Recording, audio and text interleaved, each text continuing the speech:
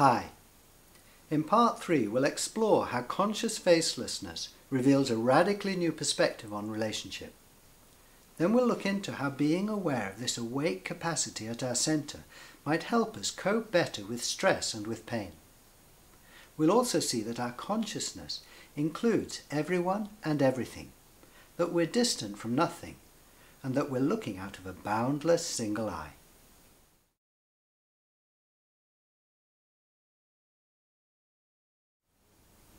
One of the areas where it really makes a difference to be aware of our private identity is in relationship. I'm aware that publicly I'm face to face with others. For you now, I'm face to face with Muka. However, this is just the outside view of our relationship. From our point of view, it's different. Privately, we are face to no face with each other. I have Muka's face and she has mine. With the help of the camera, I'll show you what I mean. Here is my experience. I don't see two faces, only one, Muka's. Here I'm capacity for Muka. Instead of confronting her there with my appearance here, I'm built open for her. She is within me, face there to no face here. From my point of view, Richard has disappeared and has been replaced by Muka. In this sense, I'm not Richard, I'm Muka.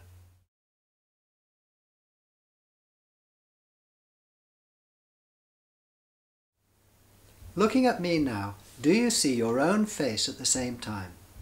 Are you face to face with me or face to no face? Are you living behind an appearance there, closed off from everyone around you? Or are you built open for others? In reality, isn't everyone within your being? Of course, our views out from this space are different. For example, instead of having my thoughts and feelings in your space, you have your own. In such ways we're different. But I find here at centre nothing that separates me from you. There I have your appearance. Here I find this reality that has no one's face on it, no one's name on it. It belongs to you, to me, to everyone.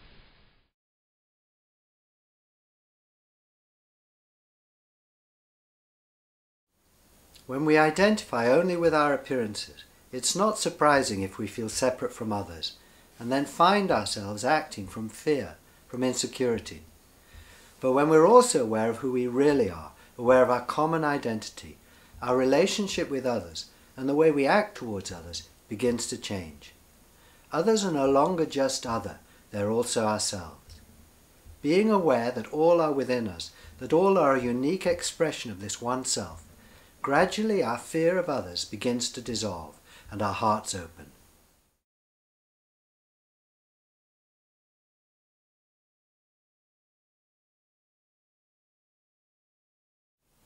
When we identify only with what we look like, we think of ourselves as inside our bodies. Then when we experience stress and pain, it's easy to feel overwhelmed and trapped. It seems that there's only the stress and pain, that there's no way out. But when we see that we're not inside our bodies are inside us, in this awake capacity at our centre, we discover an inner sanctuary that's unaffected by our stress and pain. Being aware of this sanctuary doesn't make the stress and pain go away, but it does make available an inner detachment that means they're easier to cope with. Here's an experiment that explores this subject. Look at your hand. I'm not looking at my hand from behind my face here. I'm not distant from my hand.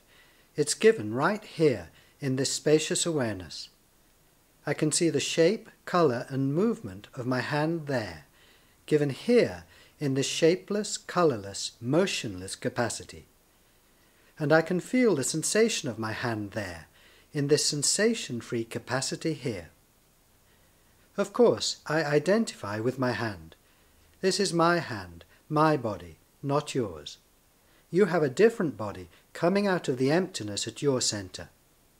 But I'm not in this hand, it's in me. I am my hand because I'm capacity for it. Right now my hand feels relaxed. At centre I'm neutral. I'm capacity for the relaxed feeling there. Making a fist, I now feel tension there, but nothing changes here at my center. Just as it's shape there to no shape here, so it's stress there to no stress here. At center, I remain unaffected, free of the stress. Gently pressing my nail into my finger, I experience discomfort. The discomfort is there in my hand, not here at my center. When you do this experiment, what do you find?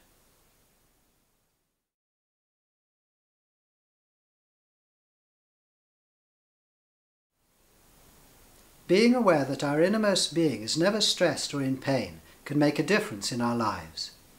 When we attend to this safe haven inside us, we see that our stress and pain are surrounded by space. They're happening in stillness, in clarity. The stress and pain are real, but so is this clarity, and this clarity isn't affected by whatever happens within it. Being aware of our inner peace and freedom makes it less likely that we'll become overwhelmed by our stress and pain, or that we'll add extra stress to a situation by tensing against or resisting what's happening. Instead, it's more likely that we'll be able to relax and respond calmly and effectively.